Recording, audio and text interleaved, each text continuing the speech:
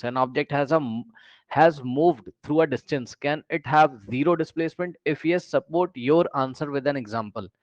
कह रहा है कि an object has moved through a distance, ठीक। तो एक इसको थोड़ा सा यहाँ छोटा कर देते हैं, फिर हम आपको समझाते हैं इसको, है ना। जो छोटे मोटे क्वेश्चन होंगे यही समझा देंगे, बाकी हम आपको ग्रीन बोर्ड पे समझाएंगे। देखो जरा ध्यान से क्या कह रहा है। क्या कह रहा है? कह रहा है कि an object has move through a distance, कोई किसी ऑब्जेक्ट ने डिस्टेंस मूव किया है, ठीक। कह रहा है can it have zero displacement, अगर किसी ऑब्जेक्ट ने डिस्टेंस मूव किया है तो क्या उसका डिस्प्लेसमेंट जीरो हो सकता है, ये हमसे पूछा जा रहा है। तो हाँ, यस। कह रहा है अगर ऐसा हो सकता है तो support your answer with an example. तो इसमें आप 2-3 एग्जांपल दे सकते हो। फॉर एग्जांपल, फर्स्ट एग्जांपल देखिए, कोई ऑब्जेक्ट है, वो स्ट्रेट पाथ पर पॉइंट ए से बी जा रहा है, किधर, ए से बी जा रहा है और वापस बी से ए आ जा रहा है, ठीक। तो पहले ऑब्जेक्ट कहाँ गया, ए से बी, और वापस बी से कहाँ आ गया, ए। तो ये सब मैं आपको समझा चुका हूँ। और मान मान लो कि ए से बी के बीच का डिस्टेंस है 10 मीटर्स, मान लो, ठीक है। तो ये सब एग्जांपल आप दे सकते हो, ठीक है ना। तो ए टू बी गया, बी टू ए। तो अगर यहाँ पर हम डिस्टेंस निकालेंगे तो डिस्टेंस कितना आ जाएगा यहाँ पर, देखिए ए टू बी और देन बी टू ए। तो टोटल पाथ लेंथ कितना हो गया, 10 जाने का और 10 आने का, यानी कि 10 और प्लस 10। तो टोटल कितना हो गया आपका यहाँ पर, 20 मीटर्स, ठीक। तो डिस्टेंस कितना हो गया आपका, 20 मीटर, देखा। लेकिन अगर आप डिस्प्लेसमेंट निकालोगे यहाँ पर, तो डिस्प्लेसमेंट कितना आ जाएगा, चेक करिए। वेक्टर ए बी, ठीक है, ए से बी पहले गया तो वेक्टर ए बी, और प्लस बी से ए आ गया वापस, यानी कि जो इनिशियल पॉइंट है वही फाइनल पॉइंट है, तो वेक्टर बी है, करेक्ट। अब आप चेक कर लो, लेफ्ट से राइट वाले वेक्टर का मैग्नीट्यूड अगर हम पॉजिटिव लेंगे, मतलब प्लस का मतलब है लेफ्ट से राइट, और माइनस का मतलब राइट टू लेफ्ट। तो ए बी कितना हो जाएगा, ए से बी की तरफ +10 और प्लस बी से ए की तरफ -10। तो बी ए वेक्टर कितना हो गया, -10। अब सॉल्व कर लोगे तो +10 तो ऐसे ही रहेगा, प्लस माइनस -10।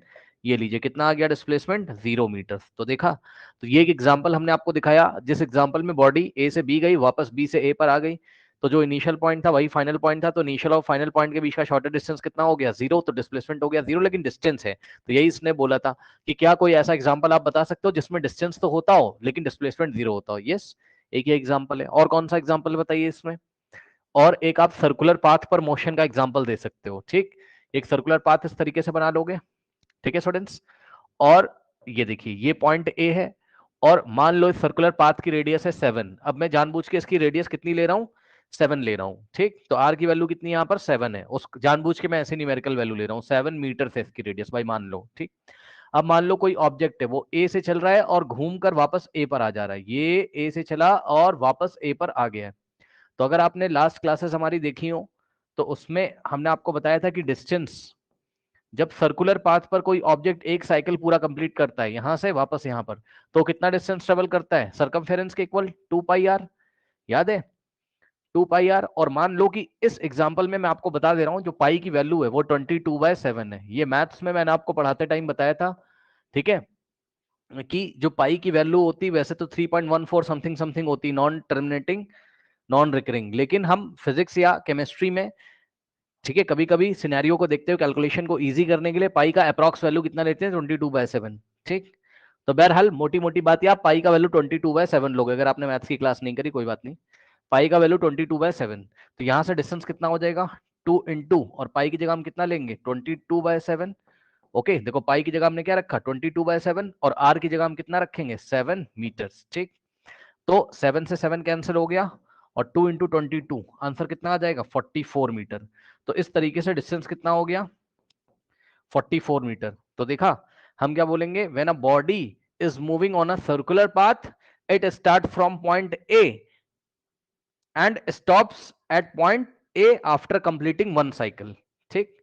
समझ रहे हो बात को, एक साइकिल कंप्लीट करने के बाद वो ए से चला वापस ए पर रुक गया, तो डिस्टेंस कितना हो गया, 44 मीटर, और डिस्प्लेसमेंट कितना हो जाएगा, 0, ठीक। डिस्प्लेसमेंट कितना हो जाएगा यहाँ पर, 0 मीटर। कैसे, क्योंकि आप साफ साफ देख सकते हो, ए से चला और घूमकर वापस ए पर आ गया, तो ए ही आपका इनिशियल पॉइंट है और ए ही आपका फाइनल पॉइंट है। तो डिस्प्लेसमेंट कितना हो गया यहाँ पर, 0 हो गया, करेक्ट। कोई डाउट है बताइए।